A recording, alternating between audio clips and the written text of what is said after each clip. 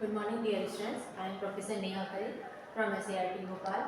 Today we will discuss about in lime soda process.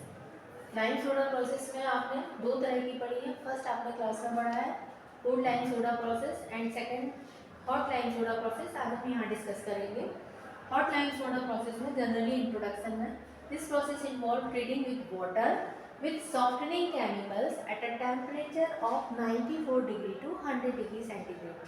इस process में only sodium carbonate या soda ही use किया जाता है, लाइम का यूज नहीं किया जाता है. ठीक है, तो जब सोडियम कार्बोनेट, ये क्या है, सोडा है, soda react with the water, so it is produce will be sodium hydroxide NaOH और कार्बन डाइऑक्साइड रिलीज कर दिया जाता है यहाँ से. इसमें एक्चुअली ये केमिकल्स जो प्रोसेस होती है, ये सारा एक इंस्ट्रूमेंटेशन प्रोसेस है. ये प्रोसेस स्पेशली 3 टाइप में कंप्लीट होती है.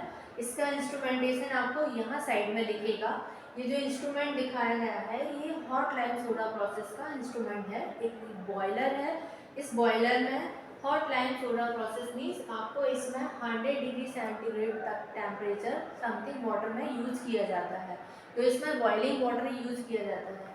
इस इंस्ट्रूमेंट में आप देख रहे हैं, इस बॉयलर में सबसे पहले रॉ वाटर डाला जाता है. Raw water means hard water, जिसमें ऑलरेडी बाइकार्बोनेट आयन और calcium, magnesium, metals ion, different तरह के एसिड, डिफरेंट इम्प्योरिटीज जो कि पानी में डिजॉल्व रहती हैं, यहाँ से रॉ वाटर के थ्रू इसमें इन्वॉल्व किया जाता है. जैसे ही इसमें हार्ड वाटर इनलेट करते हैं तो सुपर हीटेड स्टीम इसमें हाई प्रेशर के थ्रू दिया जाता है. स्टीम जिसका टेम्परेचर रहता है, हीटेड स्टीम जो लिखा है ना, उसको 94 टू 100 डिग्री सेंटीग्रेड तक टेम्परेचर इसमें प्रोवाइड किया जाता है. इस टेम्परेचर से क्या होता है कि जो रेट ऑफ रिएक्शन है वो फास्ट हो जाता है. तो जो केमिकल्स यहाँ से इनलेट किया जाता है, राइट साइड में आप देख रहे हैं कि लाइम प्लस सोडा, बट इसमें स्पेशली सोडे का यूज ज़्यादा किया जाता है. मैक्सिमम अमाउंट में सोडा ही यूज़ किया जाता है. तो सोडे की रिएक्शन जब केमिकल्स में इन्वॉल्व होती है तो वाटर के साथ उसका हाइड्रोक्साइड रिलीज होता है, जो कि ये जो सेंटर पार्ट है ये सेडिमेंटेशन रिएक्शन टैंक है. ये जो सेंटर में दिखाया गया है रिएक्शन टैंक है. नीचे वाला जो पार्ट आता है कॉनिकल सेडिमेंटेशन टैंक.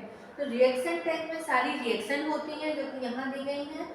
और कॉनिकल सेडिमेंटेशन टैंक एक कॉनिकल शेप में बनाया गया है, जिसके थ्रू क्या होता है, जो इम्प्योरिटीज़ हैं वो एकदम ईजिली, जैसे ही रिएक्शन फास्ट हो जाती है तो वो इम्प्योरिटीज साइड में नीचे आ जाए, तली में बैठ जाती हैं. स्लज आउटलेट के थ्रू हम इसको मटेरियल को बाहर निकाल देते हैं. और स्लज का फॉर्मेशन क्या है, कैल्शियम कार्बोनेट. ठीक है, प्रेसिपिटेटेड स्लज लिखा हुआ है यहाँ पर, दिख रहा है आपको. तो जो स्लज का मटेरियल है वो नीचे से हम आउटलेट के थ्रू रिलीज कर देते हैं. जब इसमें ये वाटर रिएक्शन कंप्लीट हो जाती है देन इसका फिल्टर होता है. फिल्टर के लिए साइड में इसमें सैंड फिल्टर लगाया गया है. सैंड फिल्टर भी 3 तरह का रहता है, reaction tank, conical sedimentation tank and sand filter. तो सैंड फिल्टर में fine sand filter, coarse sand filter and gravel sand filter, 3 तरह के सैंड फिल्टर इसमें लगाए गए हैं.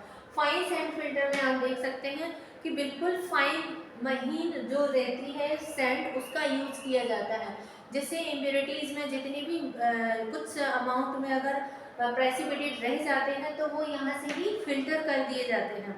देन इसके बाद coarse sand filter, coarse sand filter से पानी को फिल्टर करते हैं. देन लास्ट में ग्रेवल फिल्टर लगा रहता है. तो ग्रेवल फिल्टर से जो इम्प्योरिटीज़ अगर कुछ रह जाते हैं वाटर में तो उससे फिल्टर कर देते हैं और यहाँ से हम सॉफ्ट वाटर रिलीज कर दिया जाता है.